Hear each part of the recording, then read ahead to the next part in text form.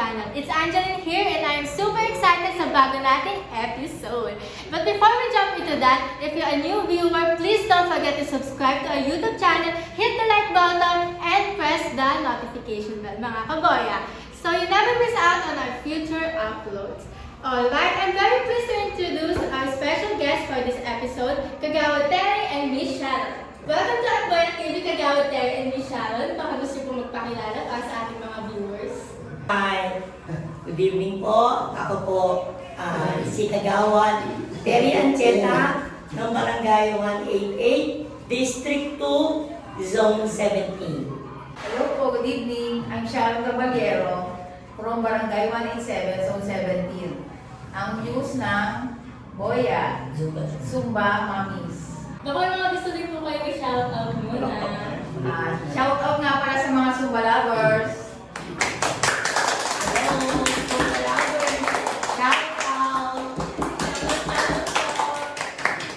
Okay, fun fact, si Kagawad Terry ang organizer at ang nagsimula ng Zumba Lovers. Yan, and ang news naman ng Zumba Lovers, si Miss Sharon. Thank you po sa inyong hard work and dedication para sa Zumba sessions na ating barangay. Okay, ready na po ba kayo mag-hot seat? Ay! Kasi talaga. Zumba po Kagawad. Interview pa rin naman talaga, but with a twist. Ipasok na ang ball! Wow. It's time for interview with a twist. Ako na. Okay, wait lang. Kasi natin ma-answer ni Kagawad. Okay. Ang laman po ng bowl na ito ay mga katanungan na hopefully sasagutin po ng ating mga guests. And ang twist naman po ay kayo ang bubulot ng question na inyong sasagutin. I hope pwede na po kayo. Pwede na po ba? Pwede na. Let's start. Kaya ako na-nervous Doctor, wala po makakalabas na secret ating natin. Okay, Kagawad Terry, maaari po ba kayong magpahiwatig or magbigay ng clues ng anumang mga paparating na kaganapan na maaari abangan ng mga residente ng Barangay 188? It's about Zumba, ma'am. Ang nais ko po iparating sa mga karating namin o ang aking mga kabarangay 188 ay upang hikayatin ang lahat ng aking nasasakupan, especially po sa mga seniors na kagaya ko. Dahil po sa katulad ko seniors, kailangan po namin ay ang healthy ay mapangalagaan. Lalo po kami, hindi na kami bumabata, kailangan po namin ng exercise, ehersisyo sa katawan dahil yan po ay nagbibigay ng kalakasan sa amin, especially po sa mga bumabata o yung mga buto-buto, medyo nag-ano. Kaya po yan yung aking talagang inisip na maging project since po nung last time pa na ako tresurera pa lang ng barangay, yan po ay nagpahiwatig sa akin na talagang ipupush ko itong project na ito na pagsusumba upang ang lahat ng aking mga kabarangay o hindi mo po kabarangay, kahit sino po ay welcome upang dumalo sa aming pagsusumba para po kami ay mabigyan sila ng karapatang palunas kung ano man yung dapat i-ehersisyo sa aming pong mga pangangatawan. Maraming po salamat. Okay, Miss Sharon, it's time. Ikaw naman. So, kung ikaw ay gagawa ng signature Zumba mo, ano ang tawag dito at paano ito gagawin? Halimbawa, pag gumanon ako, ibig sabihin, welcome kayo lahat, sasali kayo sa Zumba namin. Ibig sabihin, kahit sinong mamis or kahit sa barangay pwedeng sumali sa Zumba namin. Kasi talagang naghihikayat po si Kagawad na lahat ng mamis na gustong maging healthy o magpapayat, magpapawis, gustong pumunta na lang dito sa may Barangay 188, Zone 17. Sa pods.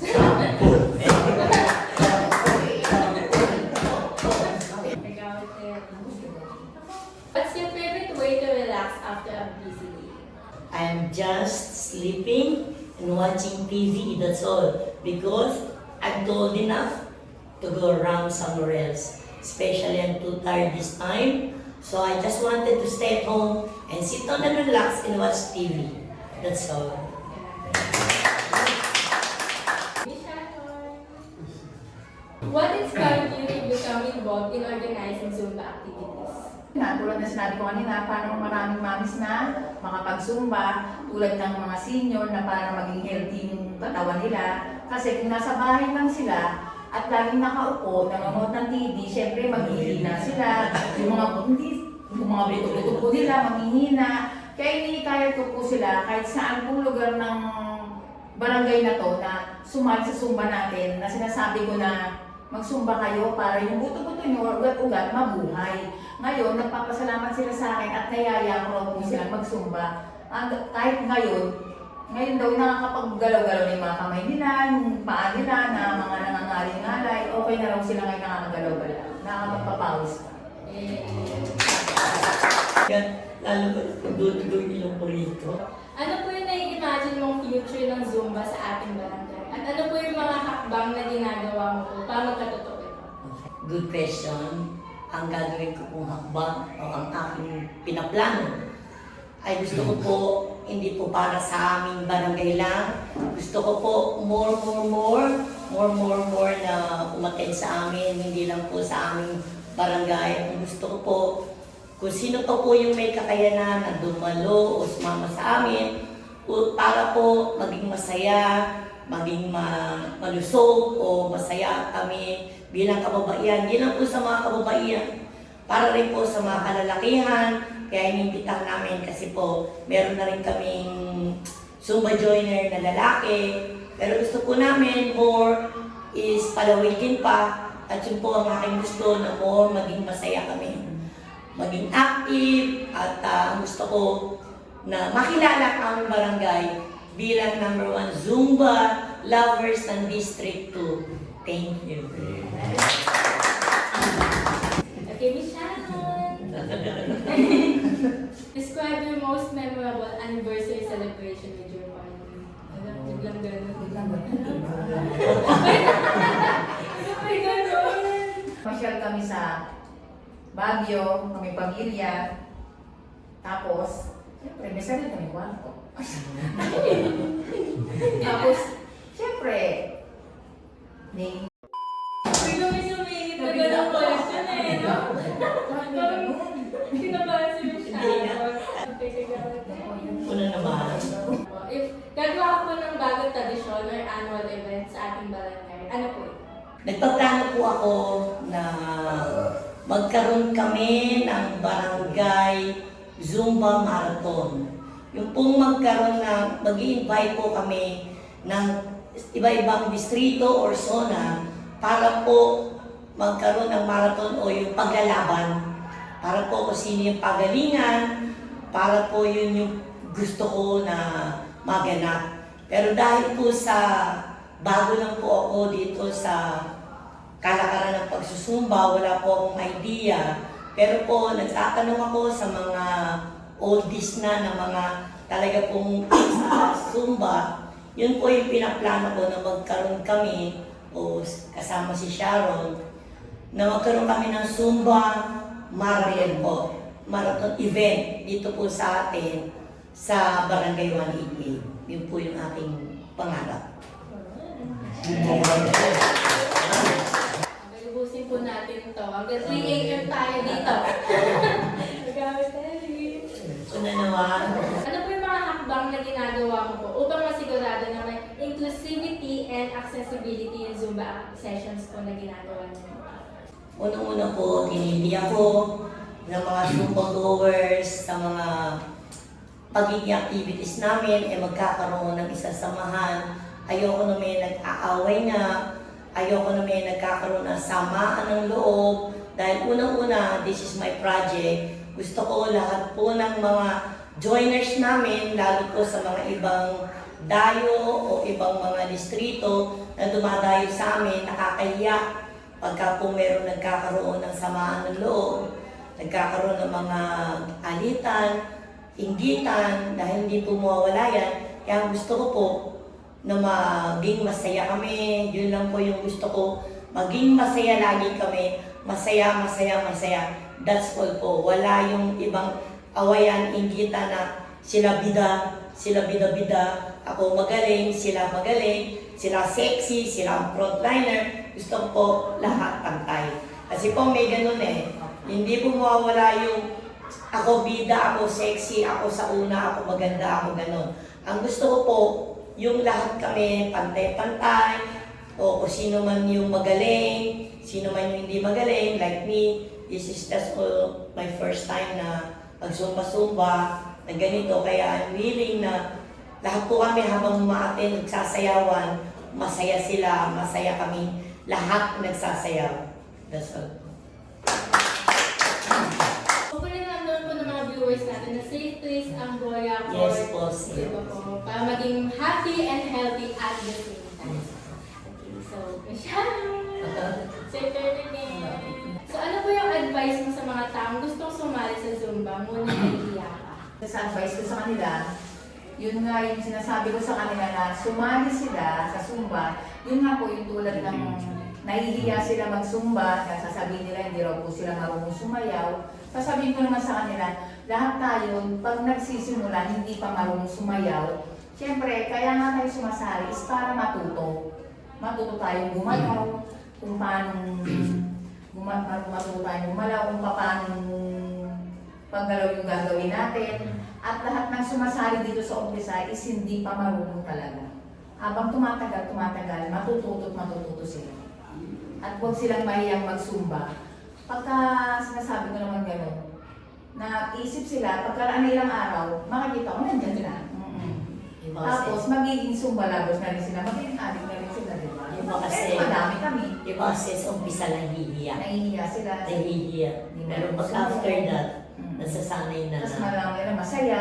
Kasi nga, siyempre, sayawan, kasigawan. Pagkatapos nun, yun ang gusto nila. Nakakatanggal daw ng stress.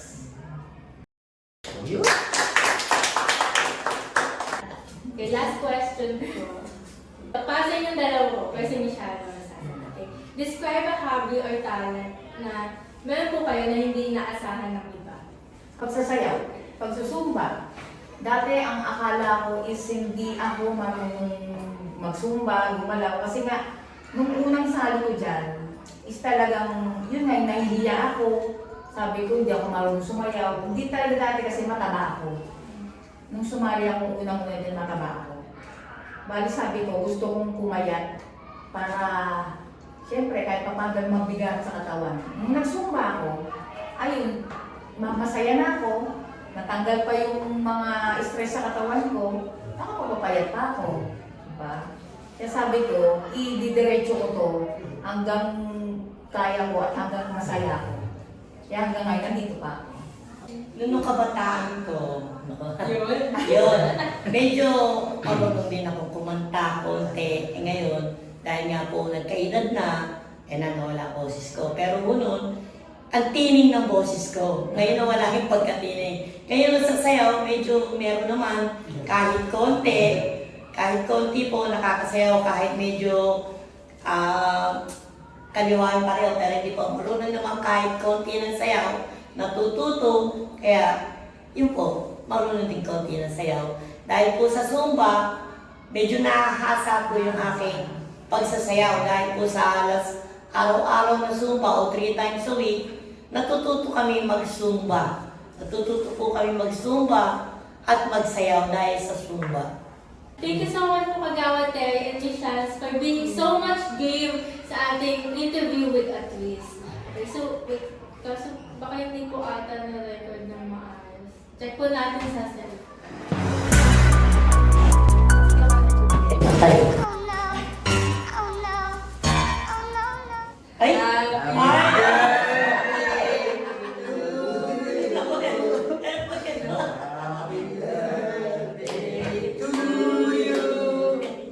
Happy birthday, happy birthday, happy birthday to you.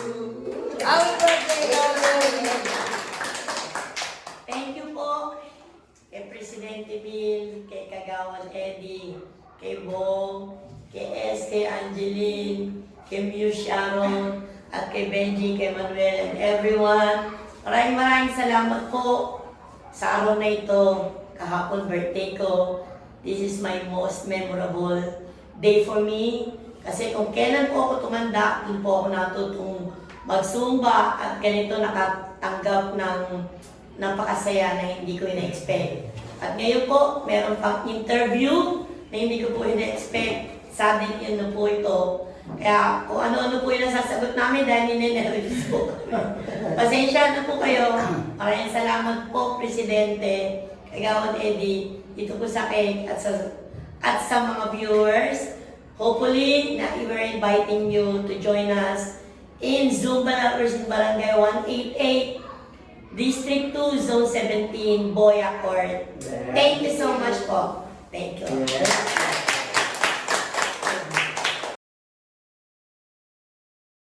If you like this video, please subscribe to our YouTube channel at Boya TV. Hit the like button and push the notification bell. Join din po kayo sa Zumba Lovers ng Barangay 188. And shoutout po sa sponsor natin, Tien Mas Taiwanese Cuisine. Okay, so baka may mga last message po kayo sa ating mga viewers. Kagawad. Yeah, once again, I am inviting you all, viewers, kahit saan po kayo, kahit taga saan po kayo, you're all welcome po. Openan po namin kayo, tinatanggap para po makisaya sa amin pong Zumba every Tuesday, Thursday, and Friday, 8 to 9 a.m. So come and join us. So, huwag po tayong mahiya. This is free Zumba. Thank you. Misha, ano yung mga message kayo po? Yun po, tulad ng sinabi ni Kagawad Terry, sumali po kayong lahat, mapa senior man, mapa bata pa, mapa babae, mapa lalaki, sumali po kayong lahat sa Zumba Lovers ng Barangay 188 Zone 17. You're all welcome. Tuwing Tuesday, Thursday, and Friday, 8 a.m. to 9 a.m. Thank you. Thank you guys! See you sa next episode ng At Boya TV.